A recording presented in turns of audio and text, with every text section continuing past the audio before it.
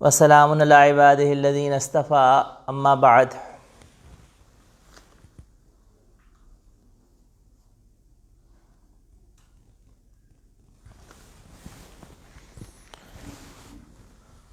کل کا جو ہمارا درس تھا آیت نمبر 35 تا 41، اس میں کل جو تفسیر عرض کی تھی اس تفسیر کے اندر نکات ہمارے چل رہے تھے، اور آج کے جو درس ہوگا اس میں بقیہ ان نکات کا تذکرہ ہوگا۔ مگر ان نکات کا تذکرہ کرنے سے پہلے تھوڑا سا ہم سیاق و سباق کو تھوڑا سا پس منظر دوبارہ دہرا دوں کہ کل جو ہم نے آیات پڑھی تھی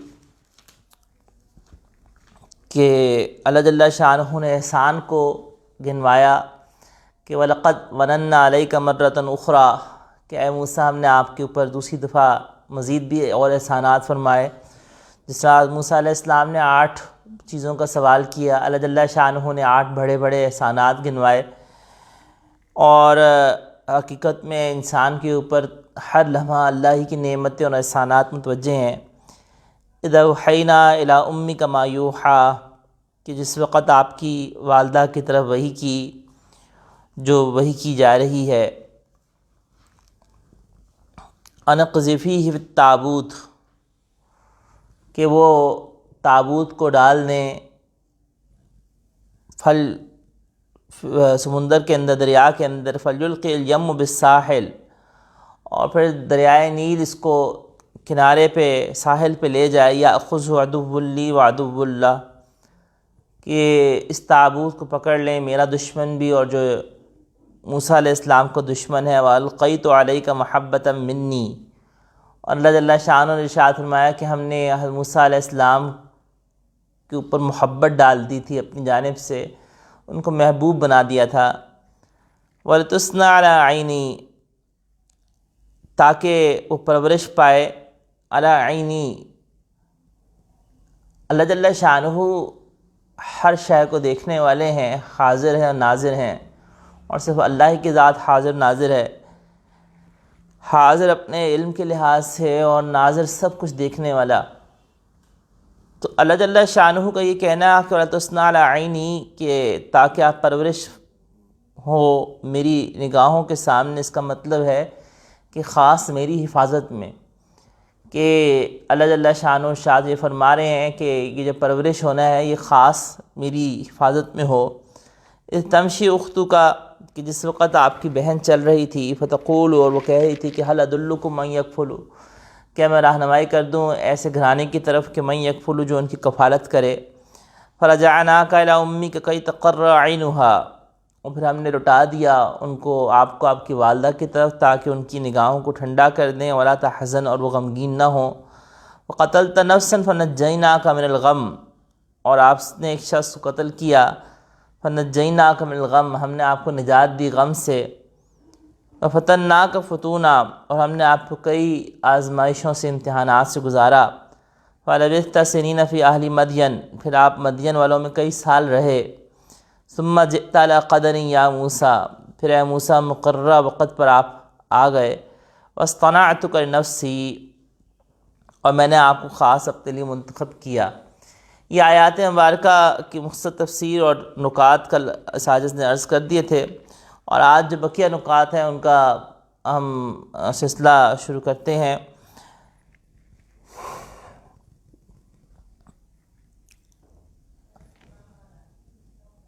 جس وقت کوئی امت ضعیف ہو جاتی ہے،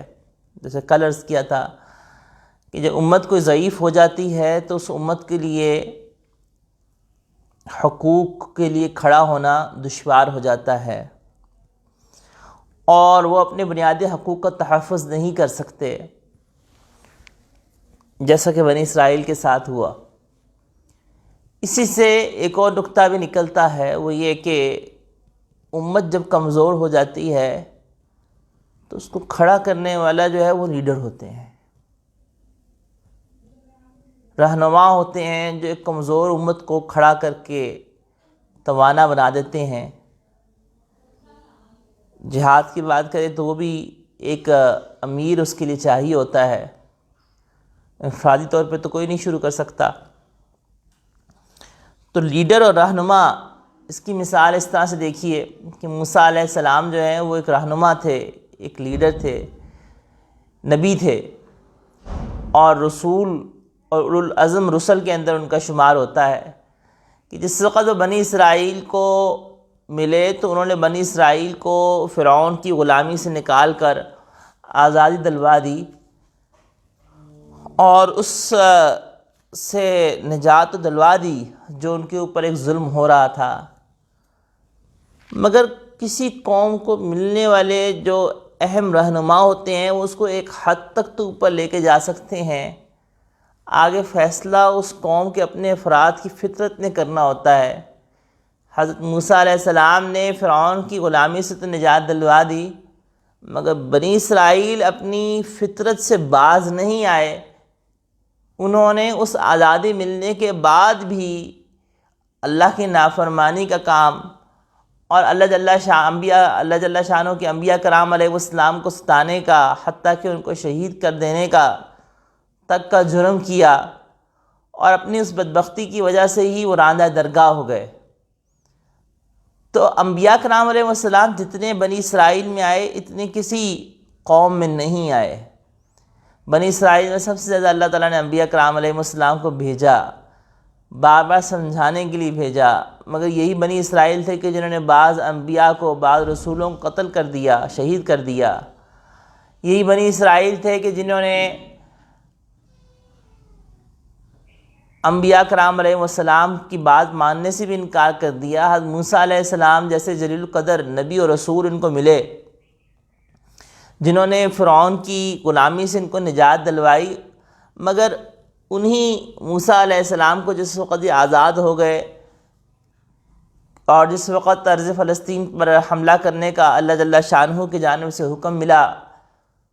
تو اس وقت یہی بنی اسرائیل تھے کہ جنہوں نے موسیٰ علیہ السلام کو کہا کہ اِنَّا ہَاهُنَا قَاعِدُونَ، ہم یہاں بیٹھے ہیں، آپ اور آپ کے رب جائیں جا کے لڑیں، ہم تو یہیں بیٹھے ہیں۔ تو رہنما قوم کی قسمت کو بدل سکتے ہیں مگر ایک حد تک، آگے جو بڑھنا ہوتا ہے وہ کچھ ذمہ داری قوم کے اوپر بھی آتی ہے۔ آپ پاکستانی عوام کو دیکھیے کہ پاکستانی قوم کو بدقسمتی اصل اور حقیقی رہنما نہ ملنا تو ہے ہی ہے، مگر بہت سارا قصور ہمارا اپنا بھی ہے۔ بحیثیت قوم کے ہمارے اندر جو برائیاں ہیں، جو خامیاں ہیں، ہمیں ان کا ازالہ کرنا بحیثیت قوم کے بہت ضروری ہے۔ ہم بحیثیت قوم کے، ہماری اوپر یہ داغ لگا ہوا ہے۔ اگر آپ پاکستان کے اندر ہماری تاریخ کو دیکھیں کہ جس شخص نے بھی اس قوم کو نفع دینے کی کوشش کی ہے، ہم نے اس کی ٹانگ گھسیٹی ہے، اس کو ہم نے محسن سے ہٹا کے مجرم بنانے کی کوشش پوری کی ہے۔ اسی طرح سے بحیثیت قوم کے بددیانتی، کرپشن، لوٹ کھسوٹ، یہ سب وہ چیزیں اوصاف ہیں جن کا تعلق رہنما نے آ کے گائیڈ لائن دینی ہوتی ہے، لیکن عمل قوم نے کرنا ہوتا ہے۔ تو بحیثیت اجتماعی طور پر بہت زیادہ اصلاح کی ضرورت ہے۔ اگلا نقطہ دیکھیے گا کہ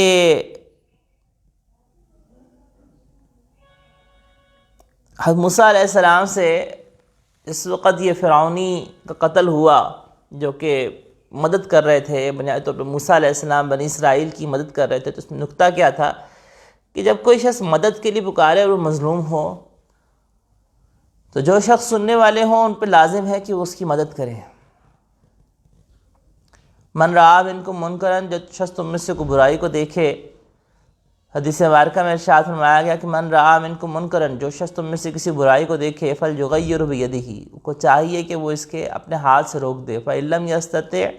اگر وہ اس کی طاقت نہیں رکھتا فبلسانہ، تو زبان سے اس کو روک دے، اگر اس کی طاقت بھی نہیں رکھتا تو دل میں برا جانے، اور ذالک اضعف الایمان،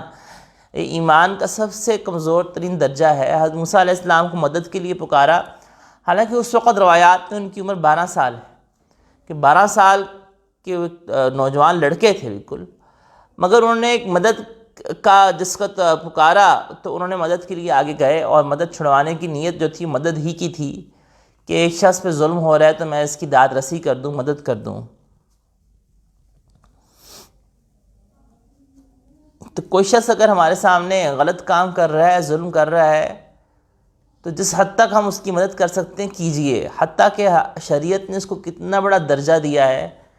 کہ اگر بالفرض کوئی شخص، بالفرض مثال دیتا ہوں کہ کوئی شخص کسی دوسرے کے اوپر ظلم کر رہا ہے اور اس سے مال چھین رہا ہے، اور وہ آپ کے سامنے چھین رہا ہے، اور آپ نے اس کی مدد کرتے ہوئے اس کے ساتھ جو چور تھا اس سے گتھم گتھا ہو گئے، اس سے لڑنا شروع کر دیا، حتیٰ کہ یہ شخص اس کو گولی مار دی گئی، تو یہ شہید ہے۔ اسی طرح سے کوئی کسی خاتون کو اگر چھیڑا ہے اور آپ نے آگے سے بڑھ کر اس کو شٹ اپ کال دی ہے، اور آپ نے آگے سے بڑھ کر اس خاتون کی مدد کرنا وہ لازم ہو جاتا ہے، کہ اگر کوئی بدمعاش قسم کا آدمی اس قسم کا ہے تو اس کو اس کی حرکت سے باز رکھنے کے لیے جتنے بھی لوگ ارد گرد ہیں ان کے اوپر اس خاتون کی مدد کرنا لازم ہے۔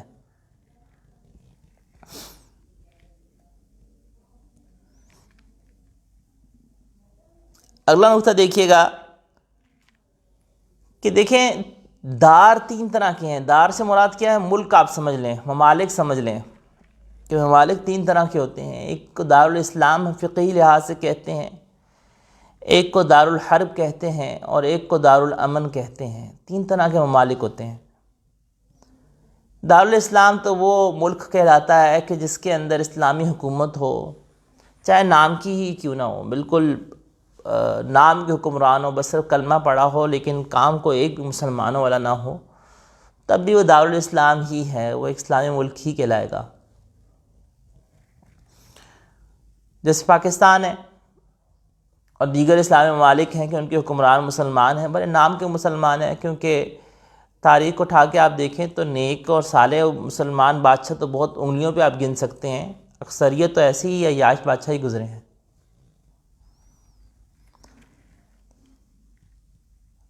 تو ایک تو دارالاسلام ہے، دوسرا دارالامن ہے، اور تیسرا دارالحرب۔ دارالامن کسے کہتے ہیں؟ وہ ملک کہ جس پہ کفار کی بادشاہت ہے، مگر کفار نے مسلمانوں کو آزادی دی ہوئی ہے کہ تم دین پہ عمل کر سکتے ہو، ان پہ کوئی پابندی نہیں لگائی، تو یہ دارالامن کہلاتا ہے۔ اس کی مثال ایسے ہے جیسے کینیڈا، UK، یہ دارالامن میں آتے ہیں کہ ان کی جو حکومتیں ہیں انہوں نے مسلمانوں کو آزادی دی ہوئی ہے،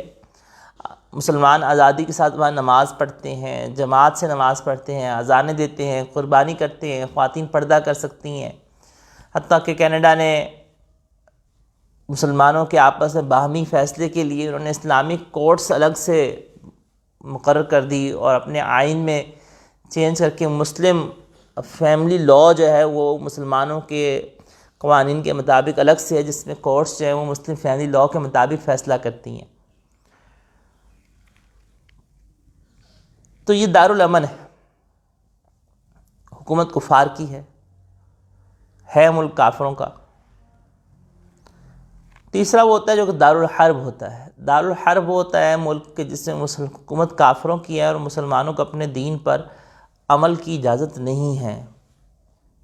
اور وہ ملک مسلسل اسلامی ممالک کے ساتھ چھیڑخانی میں مصروف ہے،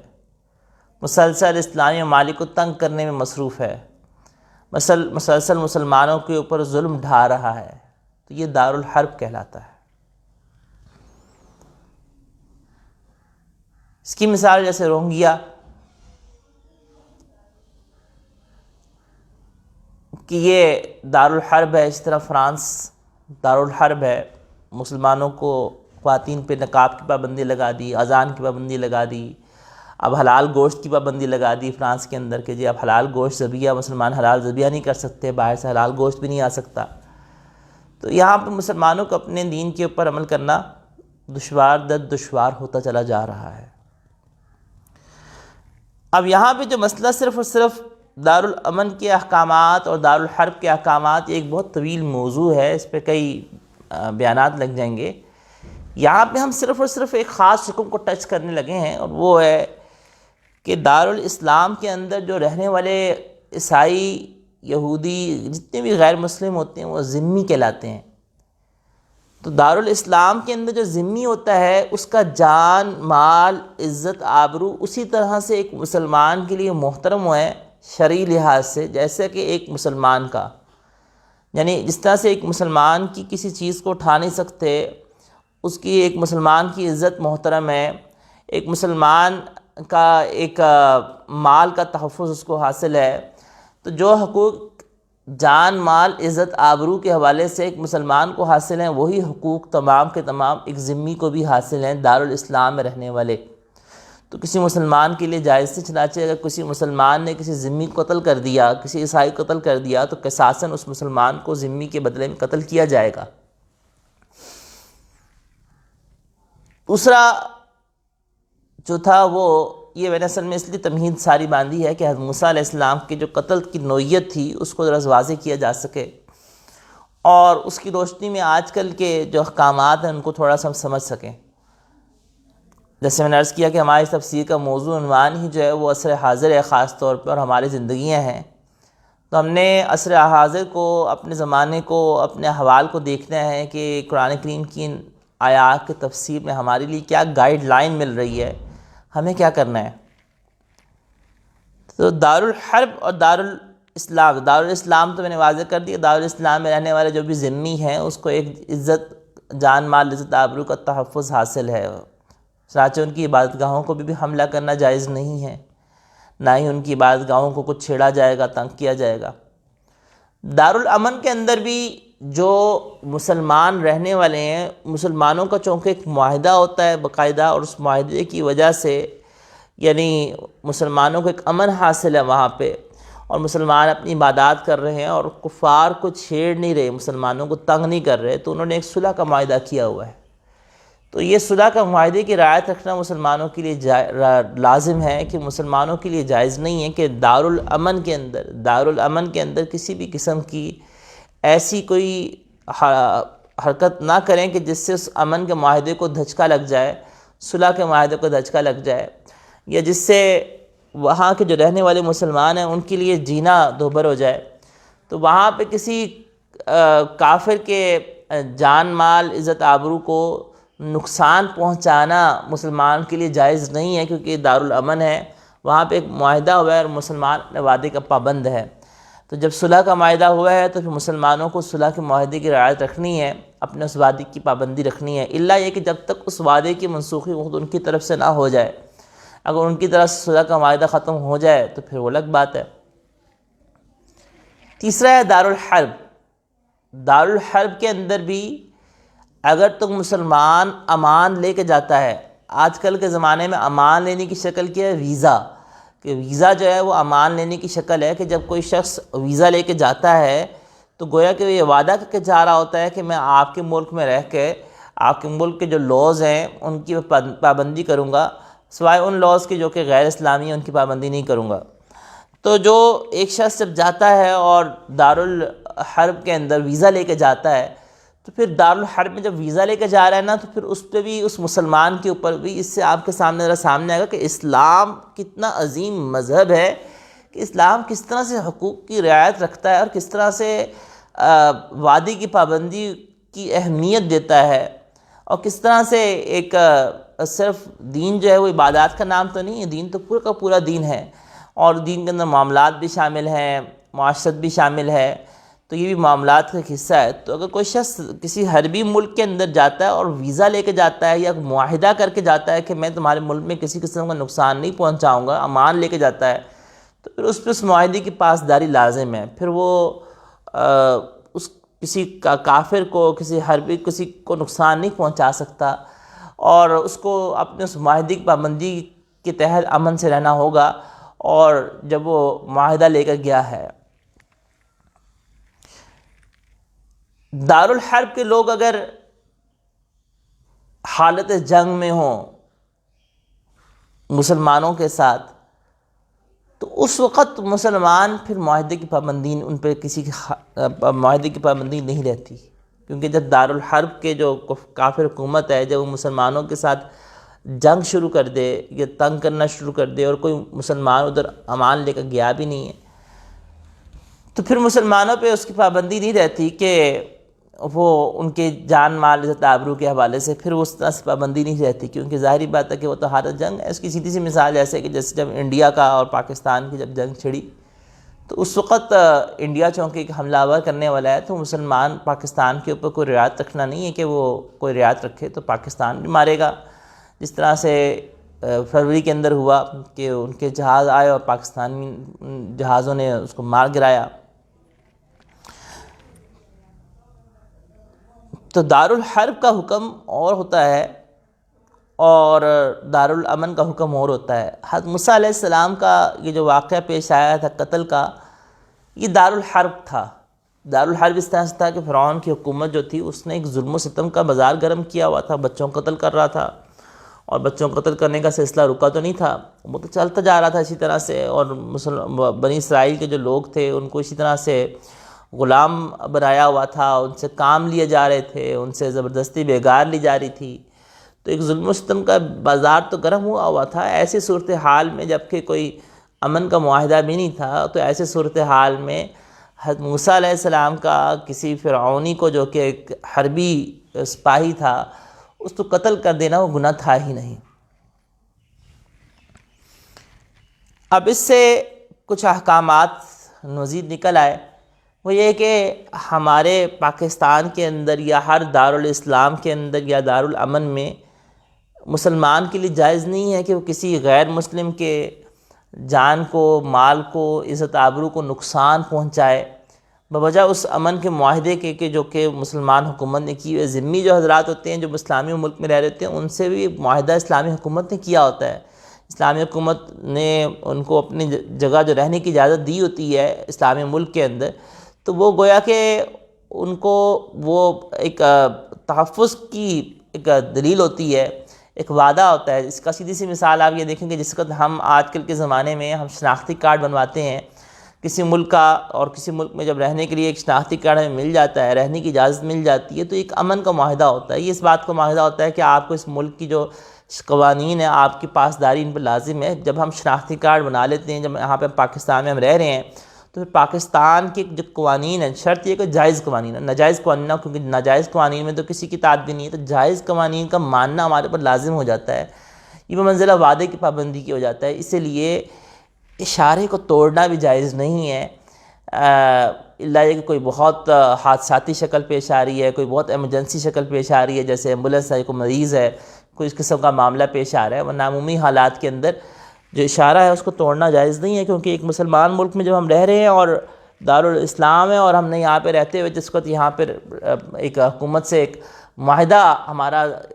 ہو گیا شناختی کارڈ بنوانے کے ذریعے سے، ایک معاہدہ کی شکل ہے، تو پھر ہمیں یہاں کے قوانین کی پابندی لازم ہے، جو کہ جائز قوانین ہے، ناجائز قوانین کی بات نہیں میں کر رہا۔ یہ بھی دین ہے، یہ بھی دین ہے بھائی۔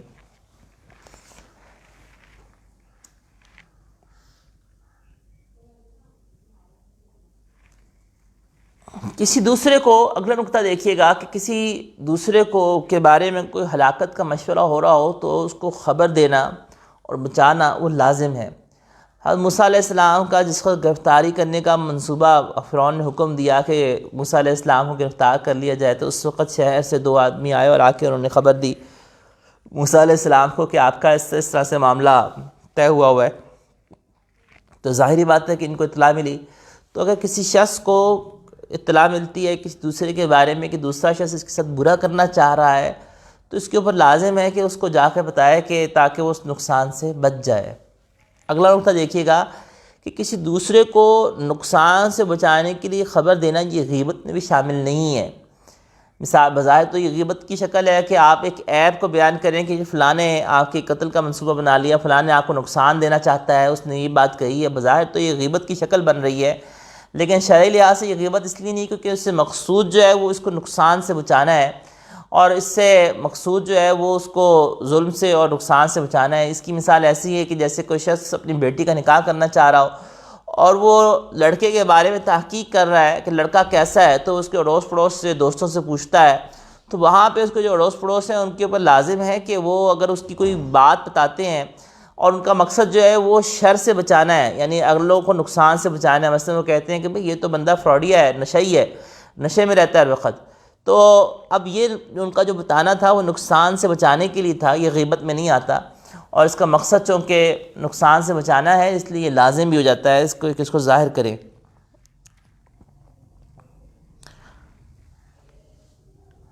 اگلا نقطہ دیکھیے گا کہ اگر انسان کو اپنی ہلاکت کا اندیشہ غالب ہو جائے کسی جگہ پہ تو وہاں سے چلے جانا چاہیے۔ حضرت موسیٰ علیہ السلام کو جس وقت غالب یقین ہو گیا کہ اب مجھے یہاں گرفتار کر لیا جائے گا تو وہ وہاں سے چلے گئے۔ تو جس وقت کسی کو اپنی ہلاکت کا اندیشہ غالب ہو جائے تو وہاں سے چلے جانا چاہیے، اور یہی حکم اس دارالحرب کا بھی ہے کہ جہاں پہ مسلمانوں کو اسلام پر عمل کرنے کی اجازت نہیں دی جا رہی وہاں سے مسلمانوں کو چلے جانا چاہیے۔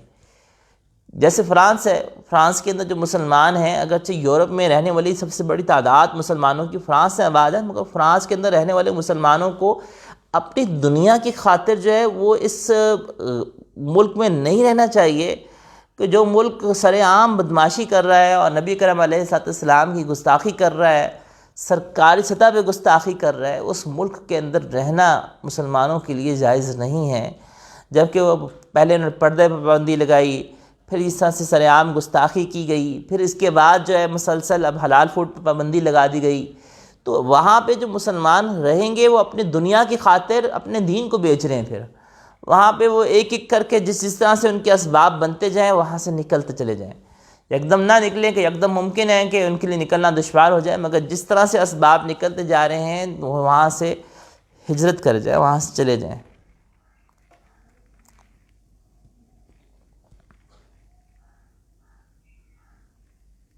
اگلا نقطہ دیکھیے گا، فقہا کے ہاں ایک قاعدہ ہے احون البلیتین، دو مصیبتوں میں سے ہلکی مصیبت کو اختیار کر لینا۔ قرآن کریم کی یہ آیت بھی اس بات کو بتا رہی ہے اور واقعہ بھی اس بات کو بتا رہے ہیں۔ دیکھیں موسیٰ علیہ السلام کے سامنے دو صورتیں تھیں، ایک صورت یہ تھی کہ فرعون کی جانب سے گرفتاری کا حکم ہو گیا ہوا ہے اور اس میں ظاہری بات ہے گرفتار کر کے قتل کیا جائے گا، ایک یہ شکل تھی، جبکہ حضرت موسیٰ علیہ السلام نے کوئی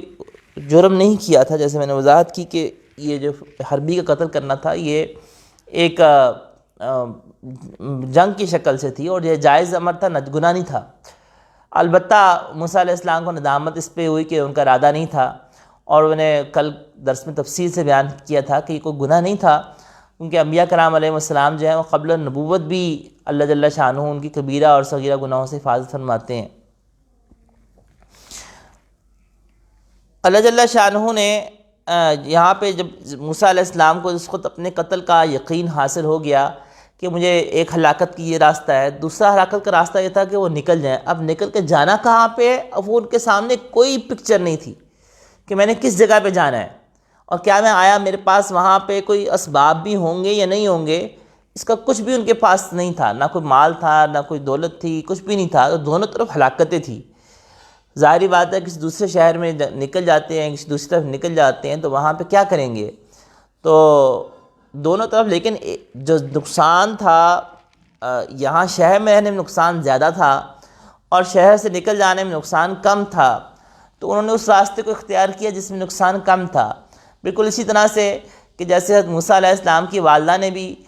ان کے سامنے دو صورتیں تھیں، ایک صورت تو یہ تھی کہ بچے کو اپنے پاس رکھتی، فرعونی سپاہی آتے اور وہ چھری سے ذبح کر دیتے، اور یہ ہلاکت کی ایک صورت تھی، اور دوسری صورت کیا تھی کہ وہ تابوت میں ڈال دیں، اس میں پھر ایک درجے کی امید تھی کہ شاید تابوت کسی کے ہاتھ لگ جائے بچہ بچ جائے، تو انہوں نے اس کو اختیار کیا، اللہ نے اس کو اختیار کرنے کا حکم دیا۔ تو اس سے فقہاء کرام نے ایک مسئلہ نکالا کہ جب کسی شخص کے سامنے دو راستے ہوں اور دونوں ہی غلط ہوں، دونوں ہی کام میں نقصانات آ رہے ہیں، تو اس کو اختیار کر لیا جائے جو کہ کم درجے کا جس میں نقصان ہے۔ اس کی مثال ایسے ہے کہ جیسے کوئی شخص ایسے فقہی مسائل سے مثال دے کر آپ کو سمجھا دیتا ہوں کہ جیسے کوئی شخص ایسا ہے کہ اس کی پیشانی کے اوپر کوئی زخم ہے، اگر وہ جھکتا ہے تو وہ زخم سے خون بہنا شروع ہو جاتا ہے، اور اگر وہ نہیں جھکتا سجدہ نہیں کرتا تو خون نہیں بہتا. اب خون بہتا ہے تو وضو ٹوٹتا ہے، خون نہیں بہتا تو پھر یہ خرابی لازم آ رہی ہے کہ سجدہ نہیں ہو رہا. تو دونوں طرف خرابی ہے، تو اس میں کم درجے کی خرابی کو اختیار کر لیا جائے. تو کم درجے کی خرابی یہ ہے کہ سجدہ نہ کرے، سجدے کی جگہ اشارہ کر لے، اور سر جھکائے بغیر جو ہے تو اس کو اختیار کیا جائے گا. اور یہ کہا جائے گا کہ بھئی اگر تمہارا زخم ایسا ہے کہ تم جھکتے ہو تو خون بہنا شروع ہو جاتا ہے، تو بغیر وضو کے سجدہ کرنا تو جائز نہیں ہے، نہ نماز ہوگی تمہاری، وہ زیادہ نقصان کی بات ہے. تم یوں کرو کہ اشارے سے سجدہ کر لو تاکہ کم نقصان حاصل ہو، نماز بھی تمہاری جائز ہو جائے گی. اگلا نقطہ دیکھیے گا کہ اللہ کی تدبیر اور حکم غالب آ کے رہتا ہے. اللہ ولا مانع لما اعطیت، اللہ کوئی روکنے والا نہیں ہے جو آپ دینا چاہیں، ولا معطی لما منعت، اور کوئی عطا کرنے والا نہیں ہے لما منعت، جو آپ روک لے. اللہ کا حکم غالب آ کے رہا. فرعون نے جتنی بھی کوشش کر لی اس بچے کو ہلاک کرنے کی، وہ اس بچے کو ہلاک نہیں کر پایا. وہ بچہ اللہ نے اسی کے محل میں پال کے دکھایا، اور فرعون جتنا بھی چاہ لیا اس نے اس کو بچے کو نقصان پہنچانے کا، وہ نہیں نقصان پہنچا پایا. اللہ کا امر غالب آ کر رہا. تو ہوتا وہی ہے جو اللہ چاہتا ہے، اور اللہ کے اوپر بھروسہ رکھیے. ساری مخلوقات کسی کام کا نقصان پہنچانے کا ارادہ کر لیں، اللہ کا حکم نہ ہو تو آپ کو کوئی نقصان نہیں پہنچا سکتا، اور اگر اللہ کا حکم ہو تو کوئی آپ کو بچا نہیں سکتا. اللہ ربی لا اشرک بشیئا، نبی کرم علیہ الصلوۃ والتسلیمات اس جملہ مبارکہ کو پریشانی میں، غم میں ارشاد فرمایا کرتے تھے. اللہ ربی لا اشرک بشیئا، کہ اللہ میں آپ کے ساتھ کسی کو شریک نہیں کرتا. یہ کہنے کا مقصد یہ تھا کہ اللہ جو آپ چاہیں گے وہی ہو کر رہے گا، اور جو آپ نہیں چاہیں گے وہ نہیں ہو کے رہ سکتا. اگر لوگ پریشان ہو جاتے ہیں کہ جی فلاں نے پہ جادو کر دیا، فلاں نے ہم پہ یہ کر دیا. دیکھیں جادوگر ساری دنیا کے اکٹھے ہو جائیں اور آپ کو جادو کرنا چاہیں، اگر اللہ کا حکم نہیں ہوگا کوئی آپ پہ جادو نہیں کر سکتا، کوئی آپ کو نقصان نہیں پہنچا سکتا، کوئی آپ کو ضرر نہیں پہنچا سکتا جب تک کہ اللہ کا حکم نہ ہو. اور اگر اللہ کا حکم ہو گیا تو کوئی آپ کو بچا نہیں سکتا. تو پھر کرنا کیا چاہیے؟ کرنا یہ چاہیے کہ جو ہمیں شریعت میں تعلیم دی گئی کہ ہم اللہ سے پناہ مانگ لیں، ہم اللہ کی حفاظت میں چلے جائیں. قل اعوذ برب الفلق من شر ما خلق، کہ اللہ تمام مخلوقات کے شر سے میں آپ کی پناہ میں جا رہا ہوں، اور جب آپ کی پناہ میں آ جاؤں گا تو پھر مجھے کوئی نقصان نہیں ہو سکتا. اور اللہ جل شانہ بھی یہی دیکھ رہے ہوتے ہیں کہ یہ بندہ میری طرف رجوع کرتا ہے یا یہ میرے جیسے بندوں کی طرف تعویذوں کے پیچھے بھاگتا چلا جاتا ہے. اس کو یہ تو ہے کہ میں جادو کو دور کرنے کے لیے تعویذ دے لوں، فلاں عامل کے پیچھے بھاگ رہا ہے، فلاں عامل کے پیچھے بھاگ رہا ہے، میری طرف رجوع نہیں کر رہا. تو اصل اللہ کی طرف رجوع کرنا ہے، اصل اللہ کی طرف پلٹنا ہے. اور اللہ کی طرف جس وقت رجوع کرے تو اللہ کی طرف رجوع کر کے ان اعمال کو اختیار کیا جائے جو پیارے آقا علیہ الصلاۃ تسلیمات نے ہمیں تعلیم دیے ہیں. ان اعمال کو اختیار کیا جائے، ان اعمال کو اختیار کر کے اللہ سے حفاظت طلب کی جائے. نظر لگنا برحق ہے، مگر اس کی حفاظت اللہ کے نبی کرم علیہ الصلاۃ تسلیمات نے کس طرح سے کی ہے؟ اعوذ بکلمات اللہ التامہ، کہ اللہ میں آپ کے کلمات تامہ مکمل کلمات کی حفاظت لیتا ہوں، چاہتا ہوں کہ پناہ میں آتا ہوں. اور من شر کل شیطان وہامہ من کل عین لامہ، میں ہر ملامت والی نگاہ سے آپ بھی کی پناہ میں آتا ہوں. تو یہ ہے وہ طریقہ جو کہ ہمیں شریعت نے دیا ہے، کیونکہ لا مانع لما اعطیت، جس کو اللہ جل شانہ دینا چاہے اس کو کوئی روک نہیں سکتا. یہ پکی بات ہے کہ آپ کا رزق کوئی کم نہیں کر سکتا اگر اللہ نہ کرنا چاہے. اگر اللہ کا حکم ہو تو کوئی آپ کی دکان کو نقصان نہیں پہنچا سکتا جب تک کہ اللہ کا حکم نہ ہو. اور اگر اللہ کا حکم ہو گیا ہے تو آپ اس نقصان سے بچ نہیں سکتے. تو رجوع کس کی طرف کریں؟ رجوع حاکم حقیقی کی طرف کریں جس کا حکم چلتا ہے، اور وہ ہے صرف اور صرف اللہ. تو اللہ کی طرف رجوع کیجئے.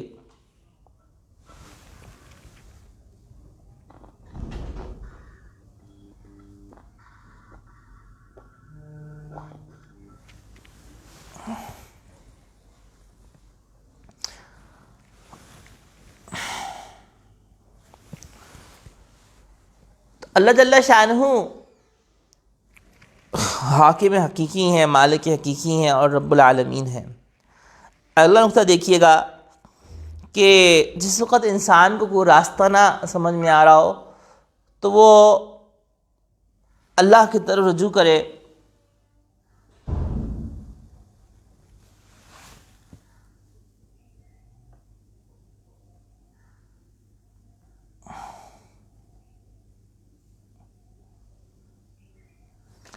تو وہ اللہ کی طرف رجوع کرے، اور اللہ کی طرف رجوع کرتے ہوئے وہ اس بات کو دیکھے کہ اللہ جل شانہ سے ہی سوال کرے کسی چیز کے بارے میں کہ اگر اس کو رہنمائی نہیں مل رہی تو وہ اللہ جل شانہ سے اس چیز کی رہنمائی کے حوالے سے سوال کرے. جیسے حضرت موسیٰ علیہ السلام نے یہ سوال کیا کہ عسیٰ ربی ان یہدینی، کہ عنقریب رب مجھ کو راستہ دکھلا دے گا. کہ اب اس وقت کرنا کیا تھا وہاں سے نکل کے، تو اس کا سوال جو اس کو انسان کو سمجھ میں نہ آ رہا ہو، اسی لیے شریعت نے استخارے کا طریقہ میں دیا ہے. تو استخارے میں گویا کہ ہم اللہ جل شانہ سے رہنمائی طلب کر رہے ہوتے ہیں کہ اللہ آپ جو خیر کی بات ہے وہ ہمارے دل میں ڈال دیجئے. اور یہ بات ذہن میں رکھیں کہ استخارہ کرنے کے لیے کوئی خواب کا آنا ضروری نہیں ہے، اور نہ ہی کوئی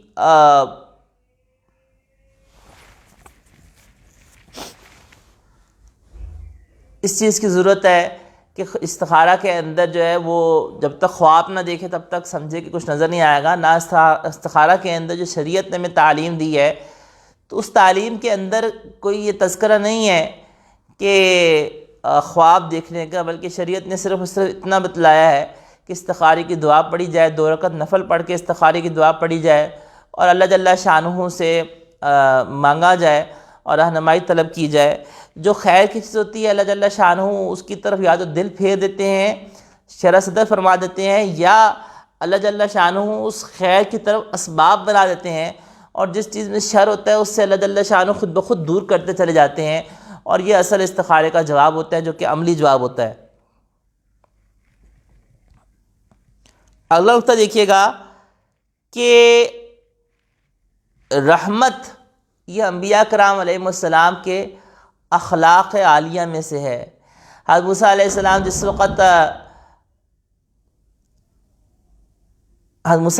جس وقت وہاں پہ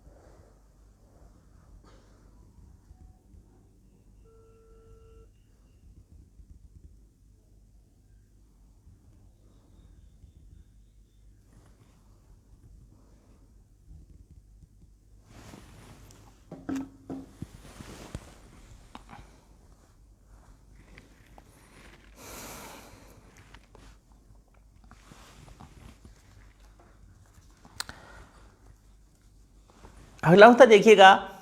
کہ حضرت موسیٰ علیہ السلام نے جو مدد طلب کی، تو موسیٰ علیہ السلام نے جس وقت وہاں پہ تشریف فرما تھے اور وہاں پہ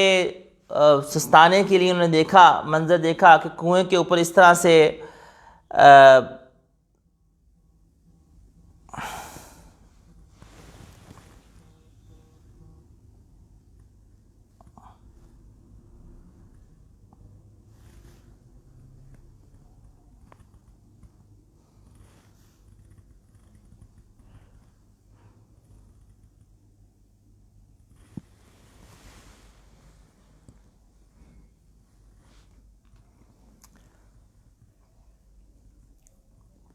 کہ موسیٰ علیہ السلام نے جس وقت یہ منظر دیکھا کہ حضرت شعیب علیہ السلام کی جو بچیاں ہیں وہ اس طرح سے جانور کو لے کے پیچھے کھڑی ہوئی ہیں اور وہ پانی پلانے کے لیے انتظار میں بیٹھی ہوئی ہیں،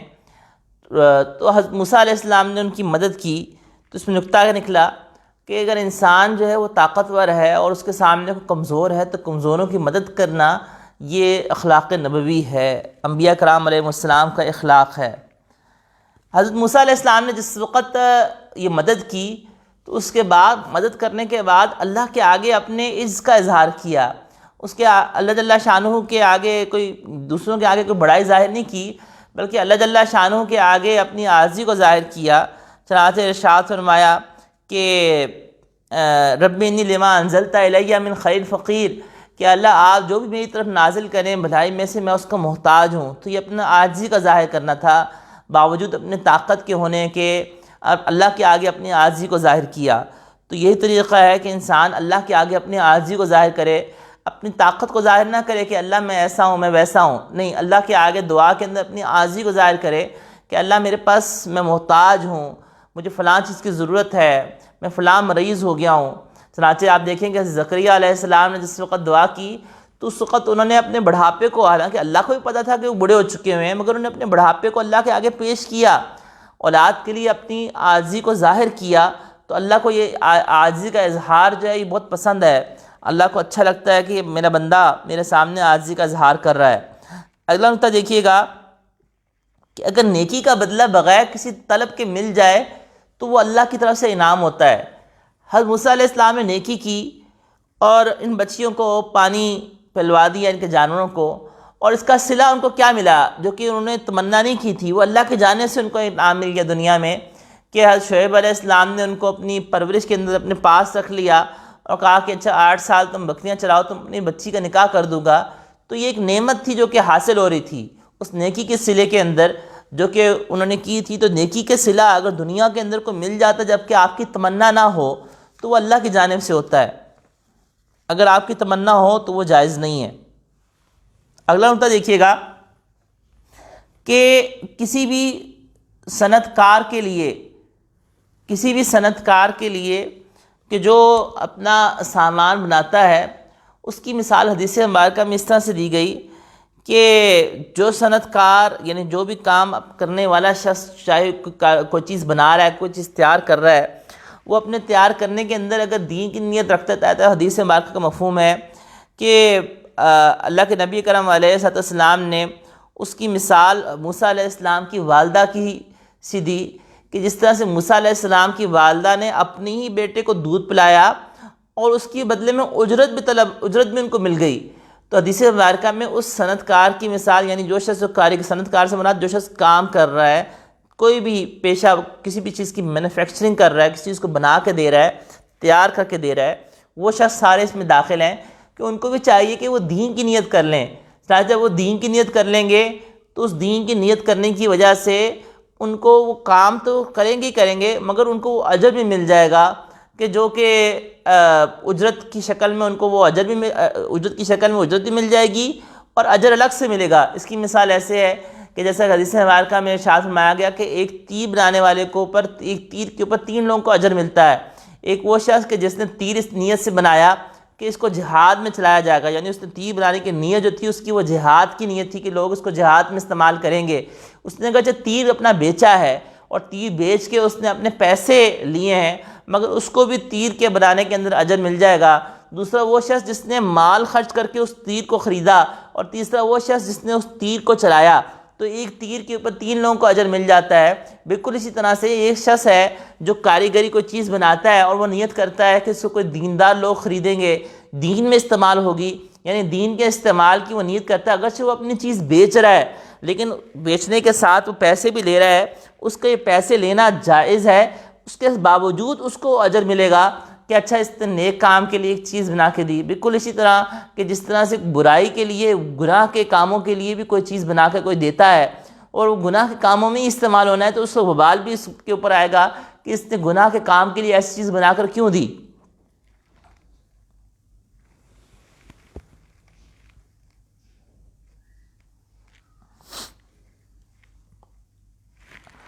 اگلا نقطہ دیکھیے گا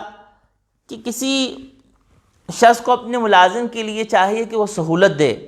اس کی مثال جیسے حضرت موسیٰ علیہ السلام جس وقت شعیب علیہ السلام کے پاس گئے تو سورہ قصص میں ہے کہ وما اريد ان اشق علیک، کہ میں نہیں چاہتا کہ تمہارے اوپر مشقت ڈال دوں. یعنی انہوں نے شعیب علیہ السلام نے ان کے سامنے یہ جو بکریاں چرانے کی آپشن رکھی تو ان کے اوپر زبردستی مسلط نہیں کی، بلکہ ان کے سامنے اختیار دیا تم چاہتے ہو تو اس کو اختیار کر لو. تو یہ ایک سہولت دینا تھا. تو اسی طرح سے جو شخص کسی کے پاس کوئی کام کرنے والے ملازمین ہوں تو ان کو بھی چاہیے کہ ان کو سہولت دے. اگلا نقطہ یہ ہے کہ کسی کو ملازم رکھتے وقت یا کسی کو کوئی چیز کرائے پہ دیتے وقت جس کو شرعی فقہی نقطہ نگاہ سے اجارہ کہا جاتا ہے، اس میں وکیل بنانا ضروری نہیں ہے. جیسا کہ انہوں نے فرمایا کہ واللہ علی ما نقول وکیل، کہ واللہ علی ما نقول وکیل، کہ اللہ ہی ہے کہ جو ہم کہہ رہے ہیں اس کے اوپر اللہ ہی نگہبان ہے، اللہ ہی وکیل ہے، اللہ ہی کارساز ہے. تو اس میں کسی کو انہوں نے گواہ نہیں بنایا. یعنی جو ان کے ساتھ موسیٰ علیہ السلام شعیب علیہ السلام نے موسیٰ علیہ السلام کے ساتھ جو معاہدہ کیا کہ تم بکریاں چراؤ گے، تو بکریاں چرانے کی جو بعد ان کے سامنے اجرت طے کی، اس کے اوپر کوئی گواہ نہیں بنائے. تو لکھنا ضروری ہے، معاملات کو شریعت میں لکھنا ضروری ہے کہ لکھ کے طے کیے جائیں. اگلا نقطہ دیکھیے گا کہ حضرت شعیب علیہ السلام نے، اور اس کا تعلق ہماری زندگیوں سے بہت زیادہ ہے، کہ حضرت شعیب علیہ السلام نے مہمان نہیں بنایا. حضرت شعیب علیہ السلام چاہتے، وہ نبی تھے، وہ چاہتے تو ان کو مہمان بنا سکتے تھے، لیکن مہمان بنانے کی شکل میں کیا ہونا تھا کہ ایک بوجھ، خود حضرت موسیٰ علیہ السلام کو بھی بوجھ محسوس ہوتا، ان کی غیرت کے خلاف ہوتا کہ میں اپنے میزبان کے اوپر ایک بوجھ بنا ہوا ہوں اتنے سالوں سے. چنانچہ انہوں نے اس کی شکل کیا اختیار فرمائی کہ آپ یہ کام کر لو تاکہ آپ کو یہاں پہ ٹھہرنا بوجھ نہ لگے اور آپ کو یہاں رہنا جو ہے وہ بوجھ محسوس نہ ہو. چنانچہ حضرت موسیٰ علیہ السلام نے اس شرط کو قبول کر لیا اور یہ بکریاں چرانے کے معاہدے کو قبول کر لیا. تو اب گویا کہ اس میں ایک لطیف پہلو یہ تھا کہ مہمان کو یہ چاہیے کہ وہ میزبان کا خیال رکھے اور مہمان خام خواہ میزبان کے اوپر بوجھ نہ بن جائے. ایسا نہ ہو کہ میزبان کہہ رہا ہو کہ یہ کب جائے. شرعاً مہمانی 3 دن کی ہے، یعنی 3 دن تک کا مہمانی کا حکم دیا گیا ہے، اور 3 دن سے زائد جو ہے وہ مہمانی کے اوپر، وہ میزبان کی مرضی کے اوپر ہے. میزبان خوش ہے تو وہ خوشی سے مہمان کو رکھے، ورنہ مہمان کو چاہیے کہ وہ 3 دن سے زیادہ کسی کے ہاں نہ رکے. اور اگر 3 دن سے زیادہ رکنا ہے تو رک سکتا ہے. یہ میزبان کے وہ موقوف ہے کہ میزبان کا کیسا قلبی تعلق ہے، اور میزبان کہیں اس کو برا تو نہیں مانے گا کہ یہ آئے ہیں تو یہاں پہ رک ہی گئے ہیں، جا ہی نہیں رہے، جانے کا نام ہی نہیں لے رہے. تو مہمان کو چاہیے کہ وہ میزبان کے اوپر اپنا بوجھ نہ ڈالے اور اس کے لیے تنگی کا سامان نہ کرے. اگلا نقطہ دیکھیے گا کہ اللہ جل شانہ نے ان آزمائشوں سے گزارنے کے ساتھ حضرت موسیٰ علیہ السلام کی تربیت کی. آپ تربیت کے انداز دیکھیے کہ اللہ جل شانہ نے حضرت موسیٰ علیہ السلام کی تربیت کی ہے، محل کے اندر ٹھہرا کے بھی موسیٰ علیہ السلام کی تربیت کی، اس ایک مرحلے کے اندر بھی کہ جس وقت وہ وہاں سے نکلے اور وہ مدین کی طرف جا رہے تھے تو اس وقت ان کے پاس کچھ بھی نہیں تھا. حتیٰ کہ روایات میں اسرائیلیات میں سے یہ ہے کہ حضرت موسیٰ علیہ السلام کو اس سفر کے دوران میں ان کو درختوں کے پتے کھا کے گزارا کرنا پڑا کہ ان کے پاس کھانے پینے کے لیے بھی کچھ نہیں تھا. ایک وہ مجاہدے کا گزارا گیا، یعنی محل سے اللہ تعالیٰ نے اس مجاہدے سے بھی گزروایا. پھر اللہ نے بکریاں چرانے کی ذمہ داری دی، اور بکریاں چرانے کی ذمہ داری اس لیے دی کیونکہ تمام انبیاء کرام علیہ السلام کو اللہ جل شانہ نے بکریاں چرانے کی ذمہ داری دی. اس کی وجہ یہ ہے کہ اللہ جل شانہ اس بکریاں چرانے کے عمل سے انبیاء کرام علیہ السلام کی تربیت فرماتے ہیں کہ انبیاء کرام علیہ السلام جو ہیں وہ جس وقت ایک نبی جس طرح سے ایک جو چرواہا ہوتا ہے وہ اپنے ریوڑ کی حفاظت کرتا ہے، بکریوں کی حفاظت کرتا ہے. بکری کمزور جانور ہوتا ہے، وہ اگر اس کو مار دے تو بکری کی ٹانگ ٹوٹ جائے، تو بکری کی حفاظت کرتا ہے. اور جب بکری کی حفاظت کرتا ہے تو بکری کی حفاظت کرنے کے ساتھ ساتھ جو ہے وہ دیکھتا ہے کہ بکری کو نقصان بھی نہ ہو جائے، کوئی دوسرا بھی آ کے نہ کھا جائے، تو اس کو ہر وقت بکری کا ایک دھیان رکھنا ہوتا ہے. تو گویا کہ غیر براہ راست نہیں بلکہ غیر براہ راست جو ہے وہ اللہ جل شانہ سے تربیت کر رہے ہوتے ہیں اپنے انبیاء کرام علیہ السلام کی. تو اللہ تعالیٰ نے حضرت موسیٰ علیہ السلام کی یہ تربیت کے لیے کہ 8 سال جو بکریوں کا چرانے کا معاملہ تھا، یہ حضرت موسیٰ علیہ السلام کی تربیت کے لیے اتنا لمبا سفر ایک رکھا، کیونکہ حضرت موسیٰ علیہ السلام کی طبیعت میں جلال تھا، تو جس کی طبیعت میں جلال ہو اس کے لیے بکریوں کو چلانا یہ ایک آزمائش کی اور تربیت کی چیز تھی، کہ اس میں اس کو اپنے صبر کا پیمانہ رکھنا ہے، اس کو اپنا غصہ قابو کا رکھنا ہے، کنٹرول رکھنا ہے، اور اس کو جو ہے نا وہ اس کمزور کی رعایت رکھنی ہے، کمزور جانور کی۔ تو یہ گویا کہ ایک تربیت کا مرحلہ تھا، کہ جو کہ اللہ جل شانہ اپنے حضرت موسیٰ علیہ السلام کی تربیت کی، محل میں رکھ کے بھی تربیت کی، بکریاں چروا کے بھی تربیت کی، اور ایک مجاہدے کے اس وقت سے بھی گزروایا، اور پھر اللہ جل شانہ نے ان کو نبوت سے سرفراز فرمایا۔ اگرچہ نبوت یہ بات ذہن میں رکھیے گا کہ نبوت وہبی ہے، کسی مجاہدے کا نتیجہ نہیں ہوتی ہے، لیکن اللہ نے انبیاء کرام علیہ السلام کو نبوت کے ملنے سے پہلے ان کی ایک تربیت فرماتے ہیں، کہ اللہ نے ان کو چنا ہوتا ہے، اللہ کے علم میں ہوتا ہے، اور اللہ نے اپنے حبیب علیہ تسلیمات پہ نبوت کا دروازہ بھی بند کر دیا اور رسالت کا دروازہ بھی بند کر دیا۔ اگلا نقطہ دیکھیے گا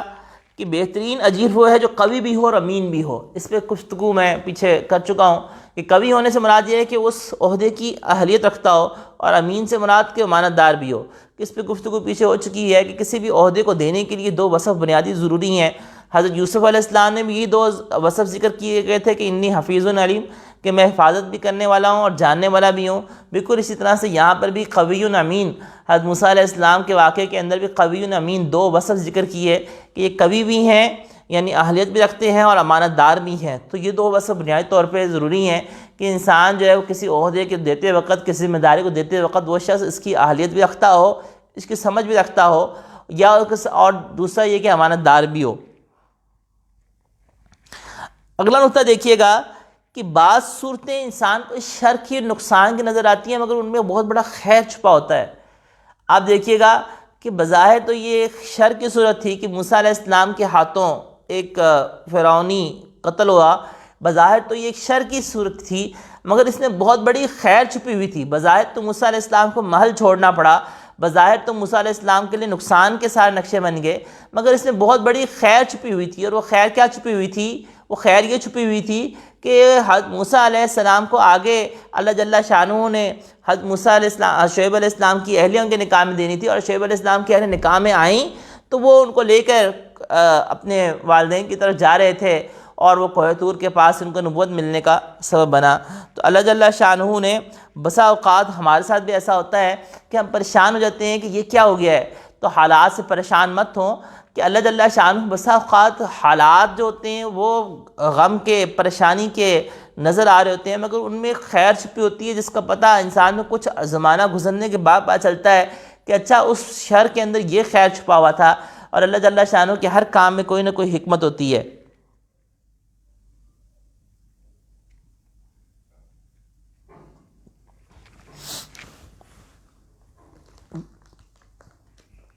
تو یہ کچھ نکات تھے کہ جو کہ یہ آیت نمبر 41 تک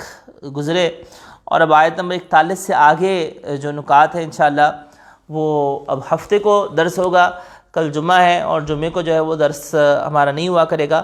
تو انشاءاللہ کہ ہفتے کو اب ملاقات ہوگی، اور ہفتے کو اب انشاءاللہ ہم ان اگلے آیات کے اندر تذکرہ پڑھیں گے کہ ان آیات میں ہمارے لیے کیا نصیحت کی چیزیں موجود ہیں۔ وآخر دعوانا الحمدللہ رب